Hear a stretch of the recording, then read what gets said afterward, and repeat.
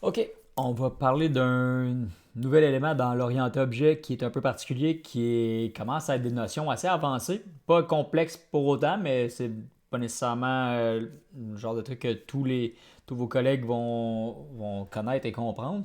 On va parler de structures, donc de struct, si on utilise le mot-clé.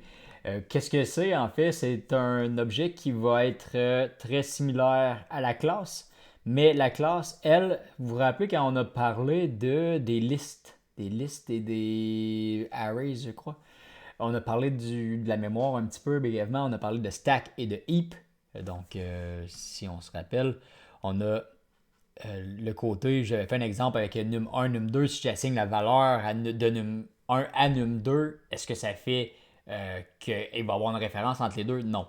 Parce que, en fait, ce qui était l'idée, je peux vous le dessiner rapidement comme ça, c'est qu'on a un peu, disons qu'on a les deux, on a un stack et on a un heap. Je vous rappelle rapidement ce qu'on a fait. Heap, évidemment, le heap en fait, c'est une section de mémoire où on va parler de reference type. Reference pour référence type. D'accord? Donc, ce qui est sauvegardé dans le heap, c'est simplement des références qui vont toutes se linker sur un endroit de l'autre côté. Mais si on parle de stack, il va y avoir une allocation de mémoire pour chaque. Ce qui est intéressant avec le stack, c'est que quand c'est très petit, c'est plus rapide, mais quand c'est très gros, c'est plus lent. Donc c'est là le problème. Si vous me voyez venir, en fait, un struct, c'est une façon de faire un objet, mais un objet super simple.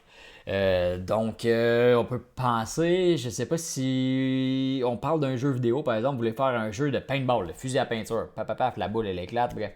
On a un projectile qui est particulier, on peut faire un objet, un struct en fait, pour ce projectile-là. Le struct, par exemple, il y a des contraintes qui sont un peu capricieuses, disons-le comme ça. Comment est-ce qu'on les fait? On les fait comme les classes en fait, ça ressemble vraiment beaucoup. On va faire clic droit, ajouter. Je ne sais pas s'il y a un truc pour le struct directement, sûrement. J'ai jamais vérifié pour être honnête avec vous. Interface, ça c'est intéressant, on le voit dans pas long. Il y a peut-être un truc struct, mais on s'en fout. Faites juste faire une classe, c'est vraiment pas important. Donc, classe, on va l'appeler, je sais pas, on va l'appeler projectile. Et voilà. Donc, projectile. Et pour faire un struct à la place d'une classe, qu'est-ce que ça prend la base? C'est simplement de changer le mot-clé classe pour struct. Ça fait sensiblement la même chose, mais moins partout, finalement.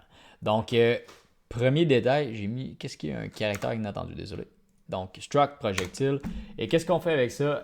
On peut lui mettre des propriétés des variables au même titre. Seul détail, c'est qu'on ne peut pas leur assigner de valeur. Donc, si on décide de dire, je sais pas moi, le projectile, on lui met int une couleur, par exemple. Ça serait peut-être intéressant de faire un autre objet couleur, mais peu importe. Ben, on peut pas lui dire couleur égale 0 puis couleur 0 serait noir. On peut pas lui attribuer de valeur, lui assigner de valeur sur le break. Donc, faut absolument, on peut lui instancier comme ça, lui déclarer une variable, mais on peut pas lui assigner une valeur. Autre détail aussi par rapport à la struct, en fait, quand on fait une méthode constructeur avec la struct, on, on doit lui mettre un paramètre.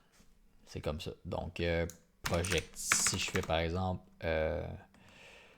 public public projectile, hop, si je lui mets pas de paramètres, il va me le dire. Il va me dire les structures ne peuvent pas contenir des constructeurs exempts de paramètres explicites.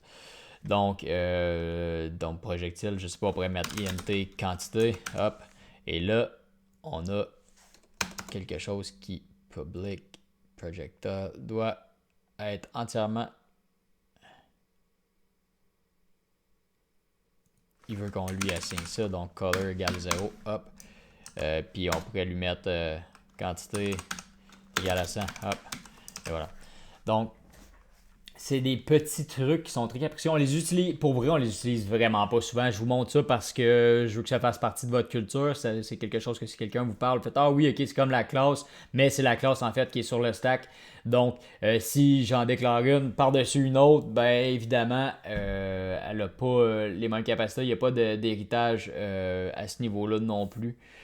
Euh, donc c'est plus limité. Vous voyez ça comme une classe qui est beaucoup plus limitée. Vous allez, si vous les utilisez, je suis même pas sûr que vous allez les utiliser pour le cours. Je ne crois pas, pour être honnête avec vous. Ça serait surprenant. Mais si vous en voyez, vous allez savoir c'est quoi. Et si jamais vous en avez besoin, vous allez être capable de pousser un petit peu plus loin, mais c'est pas quelque chose qui est très très commun. Il faut être honnête. Là. C'est vraiment dans les trucs un petit peu plus next level, qui sont là pour augmenter vraiment la qualité, mais rendu à un point où vous peaufinez votre code de façon professionnelle. Donc, je vous mets une parenthèse. Je ne dis pas que je ne reviendrai pas là-dessus quand j'aurai un exemple ou quand on arrivera dans un projet que ce sera pertinent. Mais pour l'instant, si vous savez, vous comprenez en fait que c'est comme une classe, c'est un objet qui est comme une classe, beaucoup moins de capacité, beaucoup moins de possibilités, mais c'est une alternative intéressante si on a besoin d'objets qui sont très très simples et qu'on veut en mettre beaucoup.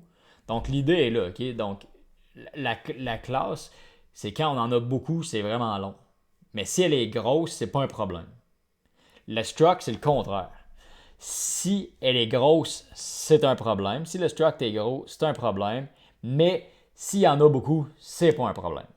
Vous voyez, ça dépend vraiment de ce que vous avez besoin. C'est juste que, est-ce qu'on crée un objet complet pour quelque chose d'aussi inutile qu'un projectile? C'est rare, ça arrive. Quand on arrive vraiment dans le développement d'un système complexe comme un moteur de jeu ou une simulation, oui, ça arrive, on en a besoin parce qu'il faut bien que ce soit quelque chose, ces projectiles-là. Il faut que ce soit des objets, il faut que ce soit des structs au bout du compte, si on est un petit peu plus précis. Donc, aussi bien les faire de façon efficiente parce que si on veut faire un feu d'artifice, c'est une tonne de particules, et évidemment, ça fait beaucoup, beaucoup de quantité pour des trucs qui sont très, très, très, très simples au bout du compte. Donc, c'est ça. C'est ce qu'il y en a. Ça fait le tour des structs. Si vous voulez les utiliser, je peux vous montrer rapidement. C'est la même chose. C'est exactement le même principe projectile. P est égal à new projectile. Et là, on est obligé de lui mettre un quantité, je crois que j'avais mis. Ça doit être ça. 10. Et point virgule.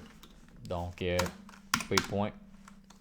On n'a pas rien fait avec. On peut mettre des méthodes aussi. C'est exactement la même chose, mais c'est pas plus compliqué que ça.